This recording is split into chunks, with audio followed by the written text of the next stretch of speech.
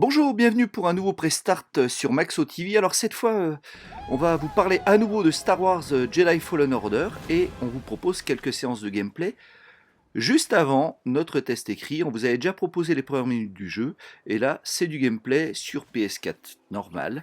Et voilà, c'est une séquence, un début de chapitre où je tombe avec mon petit robot qui est ici mon petit compagnon de jeu. Je tombe sur une planète dans l'eau, comme vous pouvez le voir. Et voilà, ça fait partie des séquences que j'ai beaucoup aimées. Prêt à y aller? Dans ce jeu, c'est ce qu'attendent aussi les fans de l'univers, c'est-à-dire cette immersion spectaculaire. Vous voyez, des oppositions au-dessus de vous, des combats, des dogfights, et puis là, vous avez les marcheurs. Les marcheurs qui sont en train de progresser gentiment dans cet espace.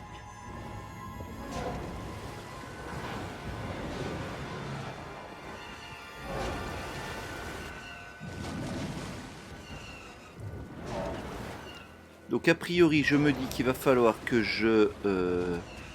que j'essaie de monter sur le marcheur en question. Il faut que je trouve un point d'accroche. Alors, on en avait parlé déjà dans le premier pré-start. Ce jeu combine en fait séquences de combat, mais aussi séquences d'exploration et séquences d'escalade. Alors, une sorte de melting pot entre Assassin's Creed, Uncharted, ce genre de jeu, voire Tomb Raider. Et voilà, donc j'ai trouvé le point d'accroche. Donc là, il va s'agir tout simplement de se débrouiller pour aller un petit peu plus loin sur le bestiau. Donc je me suis dit que cette séquence pouvait être intéressante pour vous montrer quel était le gameplay de ce jeu. Alors, au niveau des déplacements, c'est plutôt bien fait. Il n'y a rien à redire, le gameplay est bien ajusté, le personnage obéit très très bien à vos sollicitations, il n'y a aucun souci là-dessus. J'ai beaucoup aimé cette séquence parce qu'évidemment, comme tout fan qui se respecte, on aime bien pouvoir justement se retrouver sur ce genre d'engin qui est emblématique, qui est symbolique de l'univers de Star Wars. Voilà, donc j'arrive à progresser gentiment sur le flanc de la bête. Encore un petit peu. Là, je pense qu'il faut, oui, il faut que je descende. Merci, BD.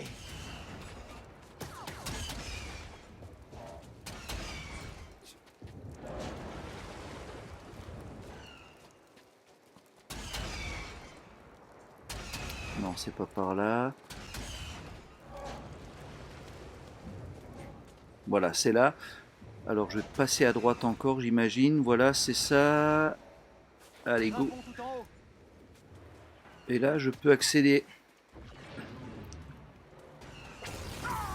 à la partie supérieure. Même pas besoin d'éliminer le tireur qui était là dans la tourelle. Et hop, je me retrouve à l'intérieur. Voilà. Et donc, on se retrouve dans le marcheur. Ça, c'est vraiment super bien. Et maintenant, il faut que je sache par où je passe. Non, c'est pas là. Ah, oui, c'est là. Donc, c'est ici.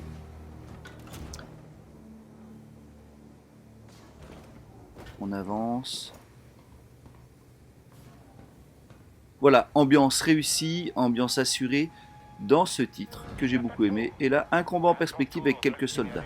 Allez, on passe à toute autre chose, c'est-à-dire l'arbre de compétences proposé. Quand vous êtes sur une zone de sauvegarde, vous allez pouvoir améliorer en fonction des points que vous avez accumulés les capacités de notre héros. Alors, c'est finalement assez classique, mais ce qui est bien, c'est que ça donne une petite teinte RPG au jeu.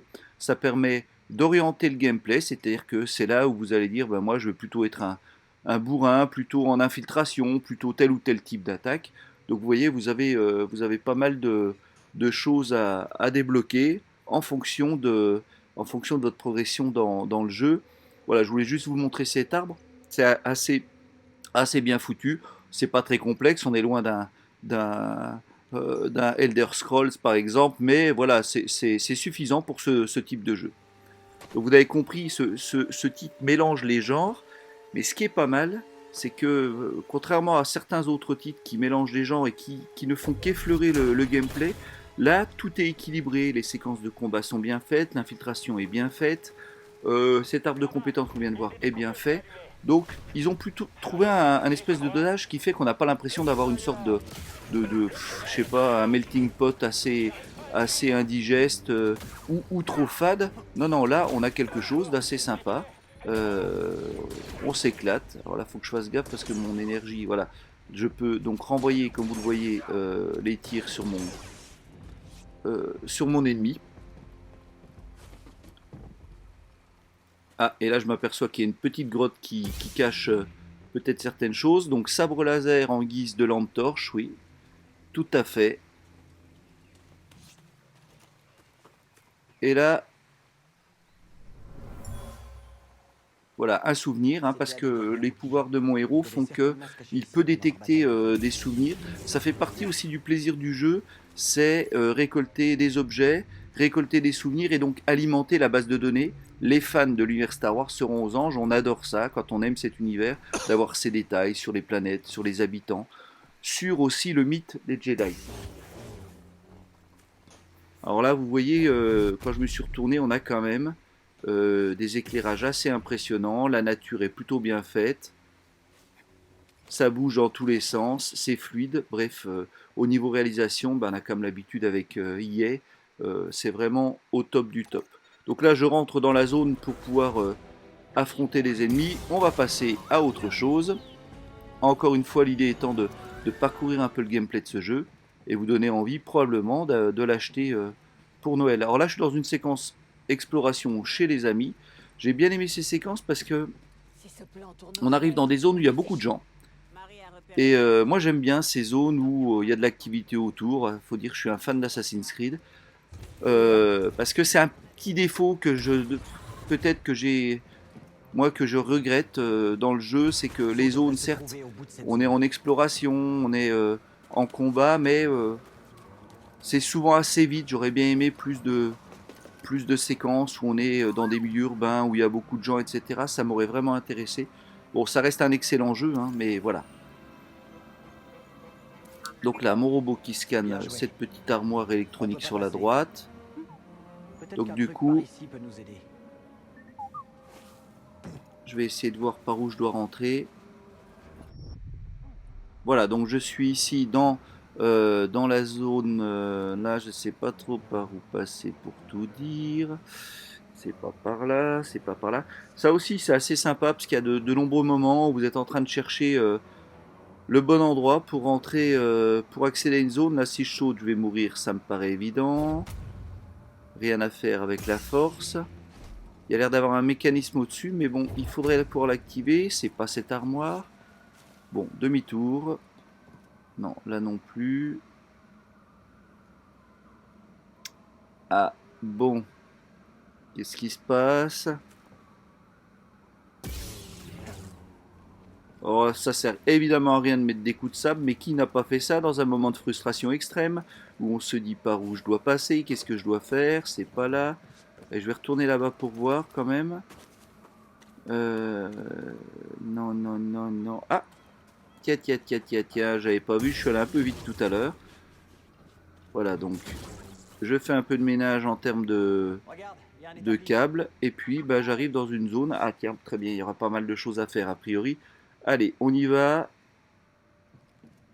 Moi, je vais descendre, hein.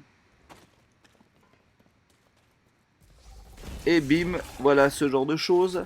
Vous allez aussi affronter un certain nombre de mini-boss, de monstres, à tous les niveaux, et c'est pas mal parce que ça demande pas mal d'agilité, pas mal de dextérité. Vous avez vu, je l'ai ralenti avec la force. Ça, c'est aussi, ça fait partie des pouvoirs que j'ai développés. Allez, autre séquence. Cette fois, nous sommes petite séquence cinématique avec un personnage que vous connaissez bien si vous avez vu le film Rogue One, excellent film d'ailleurs. Et voilà, c'est aussi ça que j'ai voulu vous montrer, c'est-à-dire cette immersion dans cet univers, ce côté assez fidèle à la série de films. Bah oui, depuis que Lucas Entertainment a repris en fait le fil de l'univers étendu, bah voilà, même les jeux se colleront un peu plus aux différents films. Alors tout à l'heure j'ai dit que graphiquement c'était bien fait, Je mettrai un petit bémol sur les personnages et sur les visages que je trouve un petit peu lisses, un petit peu visage de cire, manque d'expression. T'as entendu ça? Tout le reste est vraiment beau, les décors, etc. Mais c'est vrai que ça, c'est quelque chose qui n'est pas extraordinaire à mon goût. Voilà, nouvel objectif qui apparaît. Voici comment la carte apparaît grâce à votre petit robot. En hologramme, évidemment. Star Wars oblige. Voilà. C'est un excellent jeu, il n'y a pas à douter là-dessus. Je vous conseille d'y jouer. C'est vraiment bien. Et puis, je vous en reparlerai dans mon test. Et puis, à très bientôt sur Maxo TV.